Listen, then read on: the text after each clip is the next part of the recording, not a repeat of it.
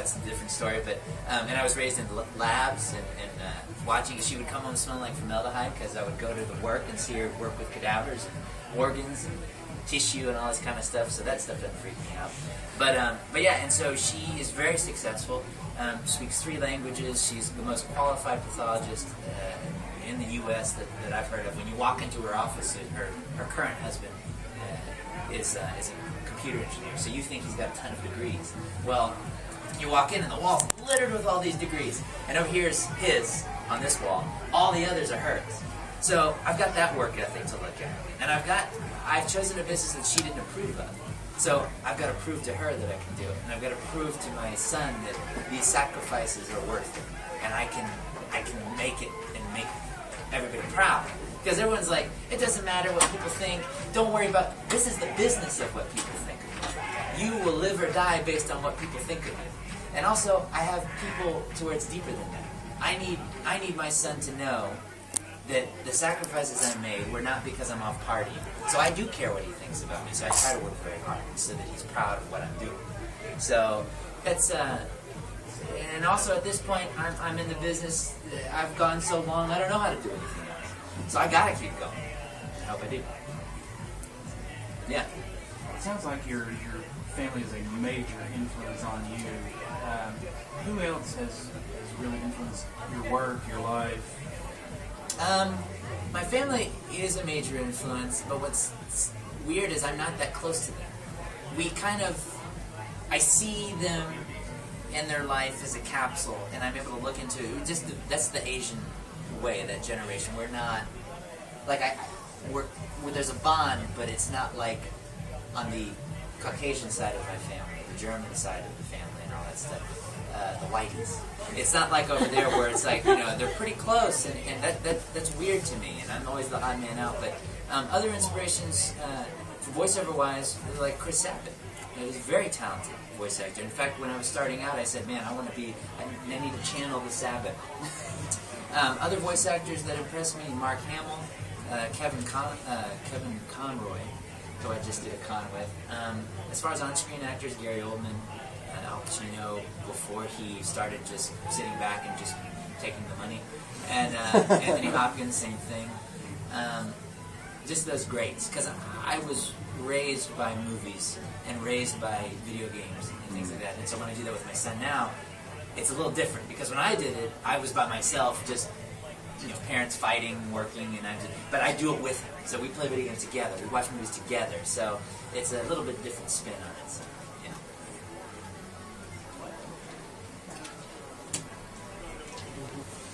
Don't be shy.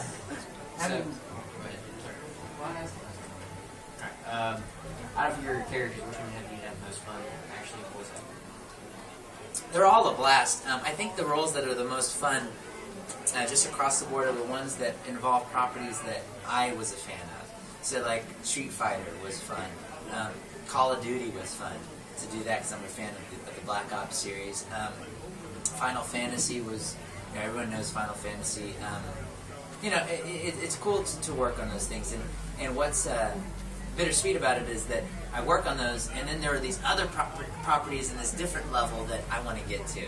So it's like, people think that my life is a certain way, but I'm like, no, I'm reaching even further, and I'm trying to get to these places. So there's more to go. There are other places I want to go. So I hope that happens. Alright, I will start asking about it, even though I'm probably going to do an interview on it later.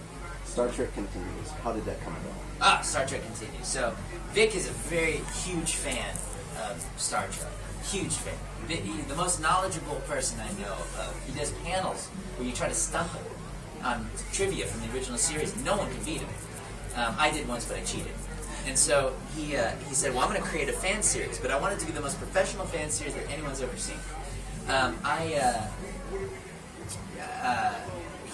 We both worked on other fan series that were, the love was there and the passion for the series was there, but there were deficiencies that we wanted to correct. And so I auditioned he wanted me originally to play Sulu. And I had done Sulu for a series, but I told him, quite honestly, I said, I can't take that much time out of my schedule if it's just going to be an occasional, hey, Heading straight ahead, Captain. I'm not doing it. I don't have the time to do that. Going back to what I was talking about, every minute's got to count. So I said, if I'm gonna do this series, that kind of sounds cocky, but I'm like, if I'm gonna do this series, it's Spock, because that's the one I want to do. And so what I did was, yeah, that is pretty cocky, but great, okay, I'm gonna go for it. But so what I did for the audition, he wanted me to audition, so I got on a green screen and I said, wouldn't it be cool if we could? He pulled scenes from the original series. I said, wouldn't it be cool if I could be in the series, doing these scenes? So we shot it on green screen, and my buddy did the visual effects, and he put me in the original episodes. So it looks like, it's like a Forrest Gump thing. It's like Kirk's talking, then it cuts to me as Spock. So we went back and forth. And so that was the beginning. And so we got a ton of great people involved. We've got the biggest recreation of the original series sets in the world. We have a lot of backing right now. No one gets paid. And so we're working on getting more sponsorship for that. We have Grant Imahara from Mythbusters as our Sulu. We've got Chris Doohan, who is James Doohan's son, the original Scotty, as our Scotty. We've got guys that wrote for Voyager and Deep Space Nine and Enterprise. They wrote our episode.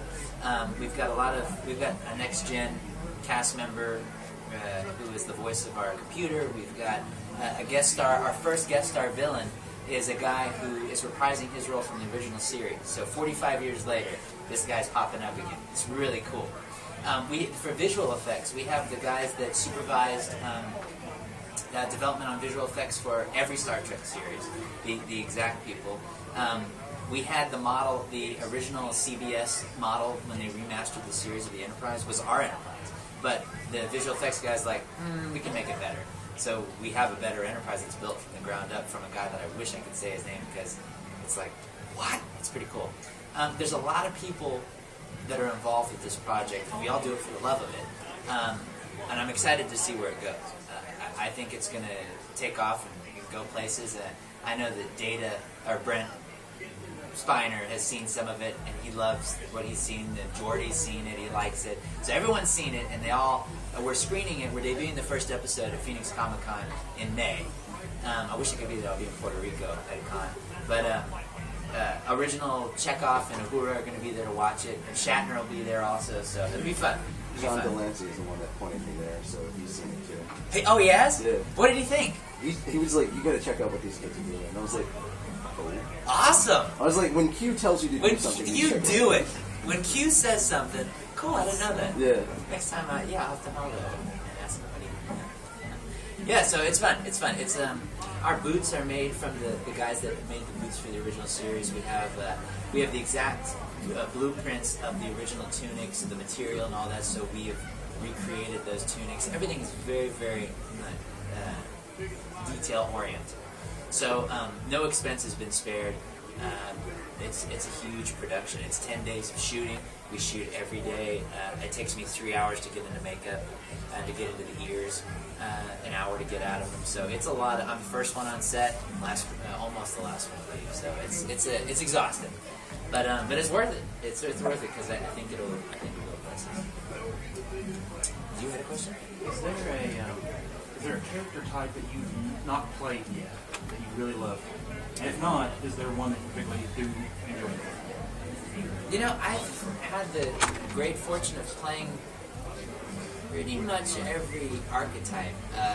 One I would like to explore more is a leading man action role. I would love to do that because I feel like that's in my DNA from watching these action movies as growing up, and I would love to do something like that. Just basically, in general, I want to transition to more of an on-camera situation, a big on-camera thing, because that's where I really love playing. The problem is my look.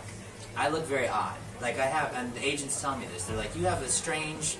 We can't put you in this category. You're not in this category, so we don't really know what to do with you. And I hope they figure it out. Two words, Shia LaBeouf. Hey, see what they put him in. I'm with you, man. Steve Buscemi. That's what? You know what I mean? So I'm with you, but I who knows? I don't control it, unfortunately. But, yeah. I'm a big fan of Soul Eater. I love Death of the Kid. Oh, great, thank you. Yeah. And so do you have a little OCD there? Do you already have OCD? I totally have OCD with technology. Like I have to take very good care of it. It's got a certain place it sits. It's got to be a certain kind. I guess I'm OCD about clothing and things like that. Meaning like I only want to shop at like this place, or I only want sunglasses from Oakley, or I only want shoes from Puma, or I guess We're spoiled. I guess those are yeah. I mean, hey, those are OCD things. Like I'll go to there's a guy. Oh, where is he? I was at a con and I was like, I need new sunglasses, but they have to be Oakley's. So he drove me to a mall that had an Oakley store, and we found some, and he got some pair of sunglasses too. And we drove back, but yeah, no, and I think that stems from just some nastiness growing up in situations, because I went through a lot of hard times as a kid. Really. Without going, there's a lot. I've seen a lot of life, and so when I grew up, I was like, I'm not going to do that. I'm not going to go through that again. And so I think that's part of it. Is like, you know what I mean? So, yeah. So of all the things you've done, you prefer the actual acting, physical acting? Yeah, because I mean, I like it all, but I think on-camera acting is fun because I feel comfortable with creating characters.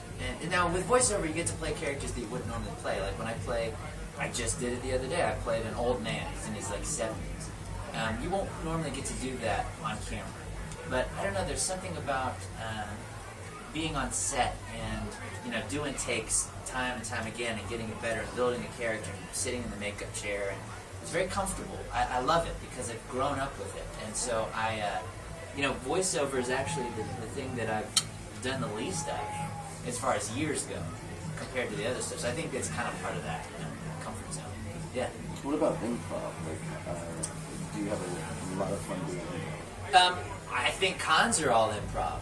I mean, I know kind of the panel that I'm going to do, but like this panel I just did, I had no clue it was going to go that way. I had all this stuff planned out for it, and because of tech stuff and things like that, we didn't get to do it. So I had to do something totally different. And yeah, you know what I'm talking about. So we ended the panel by doing a Harlem Shake that I'll post online actually right after this. So yeah, it's improv is that's life. That's just life, And so hopefully some of it works, and obviously some of it doesn't work. But you just gotta go with the flow.